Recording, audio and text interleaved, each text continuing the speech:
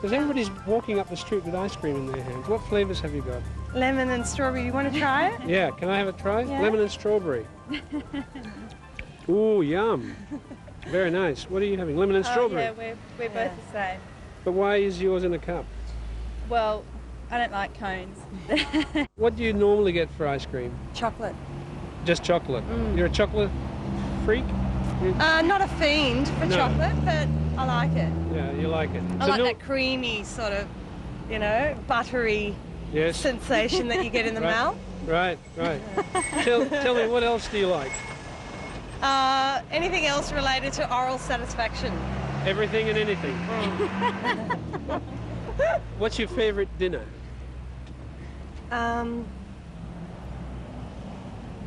Why? Paella.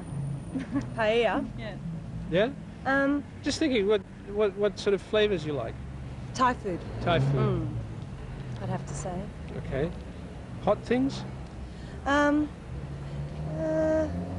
Superficially hot. Hot in the mouth, but doesn't make you gag. Right. Yeah. Right. Okay. Do you like everything spicy in your life? On occasions. I come from a southern Mediterranean background, and I suppose some people react to my mother's manner, and I suppose I've inherited a bit of that. Yeah, what is so that? I like passion and, Yes. you know, people that show a bit of, I don't know, that get excited by things as opposed to accepting it. What is your name? Pili. Pili, and what part of southern Europe? My parents are Spanish. Right. So my father's actually from the Basque region in Spain, from Guernica, and my mother's from the south, Aragon, or Teruel. And you were born? Here. They met here, actually. So they came to Australia as one of the southern immigrants, I think, in the 50s, and they met here and had 5 kids here. And you're one of them? Yes. Where do you fit in the age chain? I'm the third. Do you know her well? Oh, quite well. I work with her. Do you? Yes. We only met 4 months ago, though. Yes. Yes. But we have quite an intimate relationship, don't we, Sharon? Yes, well. Do you tell her everything? As much as she needs to know, I think. I see. You tell her about... Do you have a boyfriend? Yes. You tell Sharon about your boyfriend? I have, Yes. in the past. Yeah. What's his name? Nick. Nick. He's 10 years older than me. And what ethnic background is he? He's English, but has been living in Australia for about 14 years. So, and I met him about 6 years ago when we were scuba diving. You're getting a bit close there. And since then we've been seeing each other. Do you have a boyfriend? Yes. Yeah? Yeah. I have a Seem to be boyfriend. married. I've got a fiancé. Yeah? How far away? How many weeks or months? Oh, well, March. A few months away. Yeah, March next year. You looking forward to it? Yeah, it should be a great party, I think. I meant the marriage, actually. Yeah, I think so. There is something... Enduring relationship, Sharon. How long have you known each other? 6 years. So. It's about time, isn't it? Well, it's not necessarily, no. I mean, I think there's something there. Yeah? Yeah, I think we click. I think we get on well. Yeah. We should be life partners.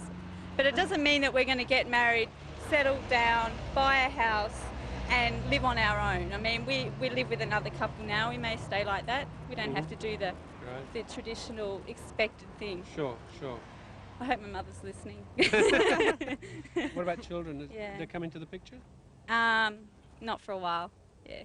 Would you like to Give it do years. something completely spontaneous and run away and... Yeah, we're going to Live go in the wild? overseas and travel around. Yeah? Just enjoy life. Yeah. Do you Not enjoy go to life work now? every day. Oh, I love life, but you realise when you go to work every day that work isn't everything, and you've got to travel a bit to really see what's out there. Yeah. So- What's the thing that you really enjoy about life? What are the things that you get a big kick out of? Friends, meeting people, just experiences in general. You know, anything out of the ordinary that changes your day in some way. Would you like more change, more surprises in Yeah, your life? spontaneity. I really agree with Sharon. Like every day, since I've come back, every day you're indoors and you suffer routine from the point of view that you can't experience the world outside of your little microcosm of what you're doing. Yeah. That's about it. And you don't get to even enjoy what the day's like, and the day passes you by. And particularly, I mean, in winter when you wake up and it's dark, and then you go to work and it's light, but you're indoors in an artificial environment with air conditioning, and you've got to be a certain way to a certain extent. I mean, you've got to really oppress yourself in a way. Yeah. And then you leave there and you're too tired. So when you go home, you don't fully express yourself throughout the whole day. You can't go out and just enjoy the sunshine. And I mean, you can at lunchtime briefly. Yeah. But you don't have the opportunity to go for a nice bushwalk or to go down for a swim But this is the price you pay for having the things you materially want. Yeah. But you realise when you're away how little you need. What you have on your back is all you need or less. Yeah. But are you going to be able to do anything about that? I think so. I think that's what I'm working towards again. Like to be free of the material things a little bit. Probably a bit of both, really. I mean, I like possessions, or you probably like possessions, but you've got to have a happy medium. Yeah. Well, I think you work towards something. I think you should always work toward fulfilling something in yourself or with other people. There's got to be an objective behind working. You can't just solely work for this mortgage, this, nuclear family in the future or whatever. I mean, not that I'm saying you've got to be totally self-indulgent and just go for yourself and earn all this money and then go out there and spend it, but I think it's all about sharing experiences with other people and having the means to do that. You need the means to do that. I mean, you've got to be realistic as well. Yes.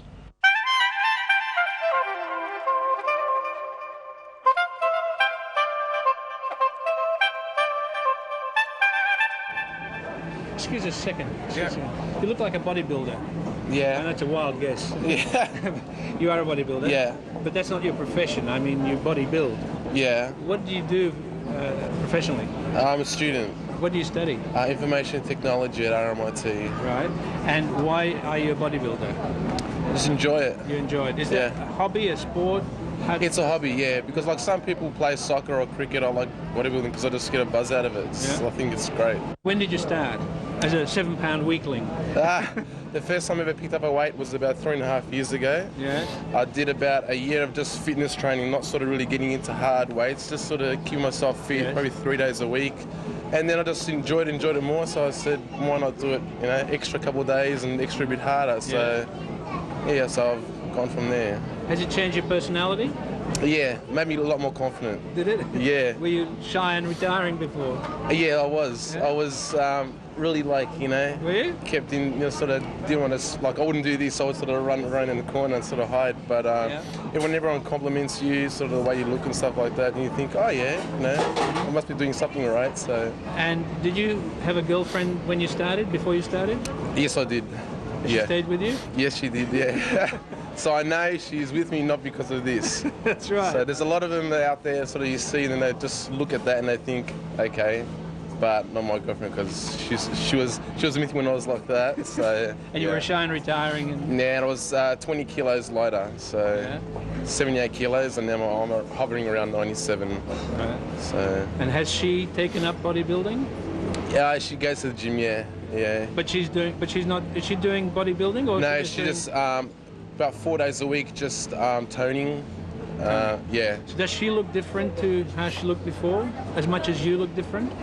I look a lot more different, but she looks a bit better now, like toned up and stuff. She goes, I don't want you looking better than me, so I got to go to the gym too. But like now she likes it as much as I do. So. Right. And you're studying information technology? Yeah. For what end? What do you want to do with that? I'd like to go into computer fields, maybe because like maybe in a shop or something like that, in some sort of selling computers or programming or something like that. Because I enjoy doing it because it changes all the time, never stays the same. So you're always learning something, sort of stimulates your mind all the time. Instead of a 9-to-5 job, you're just like sort of like building cars, you're just doing the same thing all the time. While in the computer industry, it's always changing. So And how long before you finish the course? 1 more year. Tell us a bit about your parents. They're from Croatia. They came to Australia about 35 years ago, and I've got one brother, and we've always lived in Melbourne. And do you still live with your parents? Yes, I do. Yeah? And is your brother in bodybuilding? He was until he got married and had 2 kids, and since then he sort of goes a couple times a week, but not as hard as he did before. Did he actually give you this idea? Yeah, he asked me, why don't you start? And I go, when I'm 19, I'll start. Because I said to myself, I wasn't sure. Yeah. But then I started and I enjoyed it, and like he kept on sort of inspiring me, come on, go. Because he was fairly big at that stage, so I looked at him and thought, maybe I could get like that. So, And your parents? What? My dad likes it, but Mum looks at me and thinks, what are you doing to yourself, Oh my God, what's all these bumps and stuff around your body, so. How old are you now? 23. 23? And Yeah. you finish in a year, so then you'll be in the workforce? Yeah. Yeah. What's your girlfriend's name? Nezreen. Nezreen. Is she also a Croatian? No, she's Lebanese. Lebanese. Yeah. And do you know her family? Yes, I do. Do you get on with? Yeah. You all get on? Yeah, I do. Yeah. How long have you known her? You must have known her for a few years now. Yeah, we've been together for 3 years. How did you meet her? Through school. Yeah, we weren't doing the same course, same building, and sort of I knew friends of hers, and we sort of got together like that. Casually, you weren't sort of admiring her from a distance. Oh, when I got to know her, it's more like I don't go for girls by looks. It's more mind. If and no use having a good-looking girl if you can't have a decent conversation. It's like talking to a doorknob sort of thing. Yeah, so. You had a good conversation with her. Yeah, and we were good friends for about 9 months before anything happened. Yeah. And then something happened. And then we still suddenly going. you thought, hey. Yeah. Was it you who thought, hey? I thought hey a long time before that, but I said to myself, she's too good of a friend to do anything yet, sort of thing. You didn't want to risk anything. Yeah, because you always hear stories that people were friends, sort of did something and then they weren't friends. I didn't want that to happen, but I'm glad it happened. Where are we now? So. Yeah.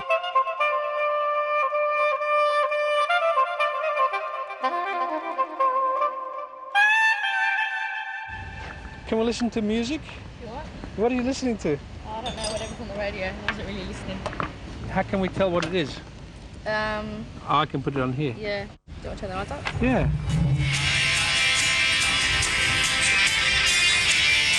I can hear it now. Yeah. What is? You don't know what it is? No, it's just on the radio. Oh, lunch break? Yep. My name's Andrew. What's yours? Samira. What do you do? I work at the Solomon Cafe, the food fair. What's your background? Your ethnic background? You My parents are Lebanese. Lebanese? Mhm.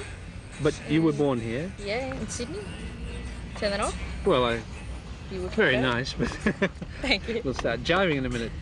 You were born here? Yes. Yeah. Yeah. Brothers and sisters? I have 3 brothers and 2 sisters. Did you like them all? Oh yeah. Were there times when you bickered and fought? Oh, I think there always are. I mean, for the bathroom and things like that, 3 girls in the family, and my brother's hogs the bathroom as well. So, yeah. Things like And your that. parents? How'd you get on with your parents? Okay. Yeah. You still live at home? Yeah.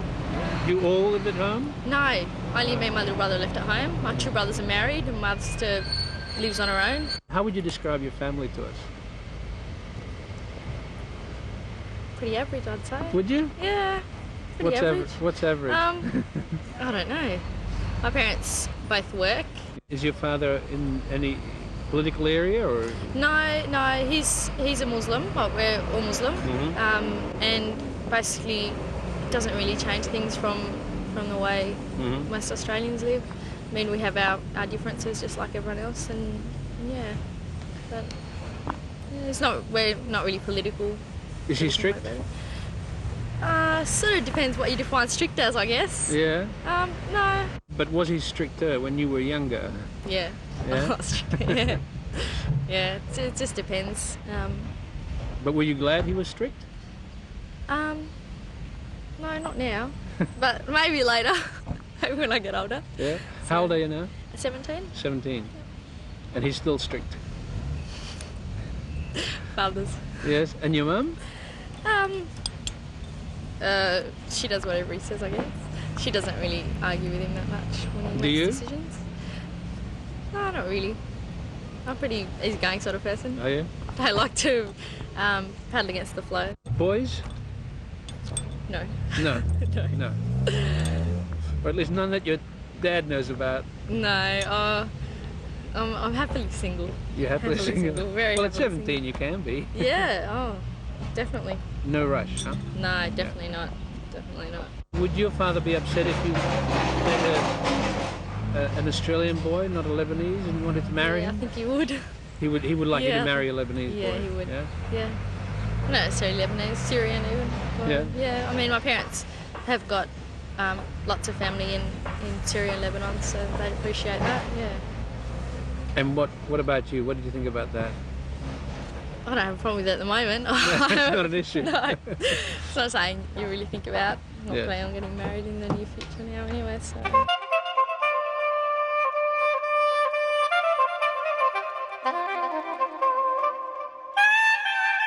Let's meet you. Where? Kamran? Cameron. Bodhi. Bodhi. Yes. That's a nice name. Thank you. Where does Bodhi come from? It's a Sanskrit word from India. Meaning? It means awareness. Did you acquire it or were you christened it? I was christened. Yeah. That's very nice. By your parents? No, in an ashram in India. Ah. So you acquired it really? I but acquired it. both. Both, sort of both. Yes. Both. And tell us about this experience that you've just been telling me. Well, I'm working for I was cleaning windows, doing some maintenance for a friend in his building, and I was just standing on these steps, and it was like you just you just came to me, and I started talking to you, and sort of seeing you sort of beside the water, and also I was talking to you. How long did I appear to you for? How long did that last? Probably Seconds? no, much longer than that. Yeah? Yeah. Do you remember? I mean, it's sort of like I feel like that we're all sort of a bit psychic at times, you know, and it's just a matter of tuning into you, you know, your sort of your own. But can you do that consciously? I mean, can you tune in consciously? I think no, I don't think so. You can't actually use it. Well, I mean, I've sort of tried to actually use it in making. Yeah, I mean, if I could use it to make money, then sort of. But maybe you're not supposed to use it to make money. Do you No, think there no, is this- such a thing as a psychic rule, as a rule of the universe, that if you have these things, you mustn't use it for personal gain, or not? No, I don't believe. I mean, in Pune, where we've spent a lot of time, which is an ashram in India, there's a lot of psychic people there, and there's a lot of people that actually use it to benefit other people. I remember. Benefit other people. Yeah, to benefit and Yeah. it was like sort of a woman there who was actually able to run her hands up and down, sort of up and down your arm, and she could just literally tell you your life story. Yeah. Yeah, I mean, we all have so many abilities that we don't utilise. But is that the only one that you're aware of? Is this sort of these flashes of premonitions? I feel like my whole life I've sort of, it's been there, but I've never really been able to tap into, to use it successfully or to use it. Yes. I can remember sitting around when I was sort of early 20s and just playing this game, just this card game with a friend of mine, and he was just, it was some sort of thing about you being able to know what cards were there, or and I was able, I was able to sort of like 8 out of 10 cards I knew what they were. Do you ever have that? Yeah, the way I have it, I don't really like. It's usually Right. sort of warnings. And warnings of bad things. Yeah, and that's really difficult. And are they always accurate? I usually act on them. Do you? Yeah. Are these warnings about you? Things happening to you? No, they're usually about other people. People that you know? Yeah. Yeah. And it comes visually. Like about a month ago, I had a vision of my sister in Sydney going under the Carl Expressway, and I had to ring her. Going under? Under the Carl Expressway and turning that bend in Sydney. Yes. And I thought, my God, there's going to be a really big crash. And I sort of sat on it for about a week, and I thought, no, I've got to do something about it, because it just kept coming back. And I rang, and she was going to Sydney the next weekend. I didn't know she was going to Sydney. Where is she? She lives in Canberra. Oh, I see. So I phoned her and I said, look, I'm sorry, but I just have to tell you this. You can do what you like with it. And she avoided going under the Carl Expressway. I mean, whether it's... Yes. But it's strong enough to Yes. think, I really don't want to sit on it in case. Yes. And that's usually how I get it. And About yourself? Do you get warnings about yourself? Yeah, I suppose I do in a way that but I don't know whether that's premonition or just thinking things through. Hunch? Yeah. Yeah? Yeah, I don't know. Sometimes it's the really strong visual things have been about other people. Well, you know, I use that word hunch. I mean, we're all familiar with that word. Yeah. That's maybe sort of a pedestrian word for what we're talking about, do you Oh, think? yeah. I think we all have it. It's just whether you really believe your intuition and whether you're going to act on it. Yeah. You were... Because there's one thing that's when I've been watching a program, I've actually been wanting to say to you, like our master Osho, one of his most famous sayings is, "Life is not a problem to be solved, but a mystery to be lived." And that was one of the things when I was standing there just cleaning these windows that came to me. I mean, it's really weird. Does it play a part in your life?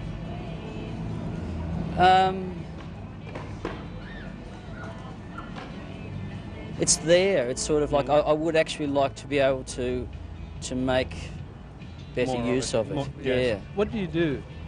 What do you do during the day? Not necessarily. I mean. No. I mean, just we've been doing. Like, I had a plastics business for a number of years and had to get out of that because of my health reasons. And we've bought a couple of houses and done them up. Together. Yeah. What is your relationship? We've been living together for 4 years. Yeah.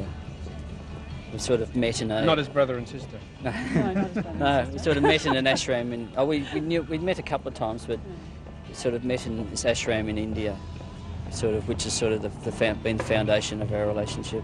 Do you think that there was anything specific? Was there anything about each other that you felt drew you together, or was it just one of those things? I ask this because of where you were and the circumstances. I mean, the fact that you shared an experience like an Well, ashram. see, the thing is, when relationships need to have people need to have something in common. You know, it doesn't necessarily mean, it can be with a partner, but so long as you've got something, one aspect in common, then you can sort of have a lot of other things in the rest of your life. Yes. But if I feel where relationships fall apart is where people just go down different tracks, and that there's not one thing there that bonds them together. For me, it's the philosophical commonality that's really important. For me, that was definitely. And that led to a relationship, which does it help that you meditate? Does it help? It's very. It's I think that's one of the most important things actually. If you can meditate each day, which is a real discipline, then sort of you feel that you're a better person, or you're clearer. Life just becomes clearer. I mean, you still may have problems, but there's sort of a clarity to them. Would you just very quickly? Let's start with you, Bodhi. Very quickly, a quick character analysis or a sketch about why you like this man. What is it? It's really for the way he looks at life. Yeah. Life becomes so simple living with Kamran. Things that before, and maybe that's got a lot to do with the meditation that I'm doing now, so that I'm more receptive to that clarity. But life just rolls along. It doesn't have the great dramas. And there isn't...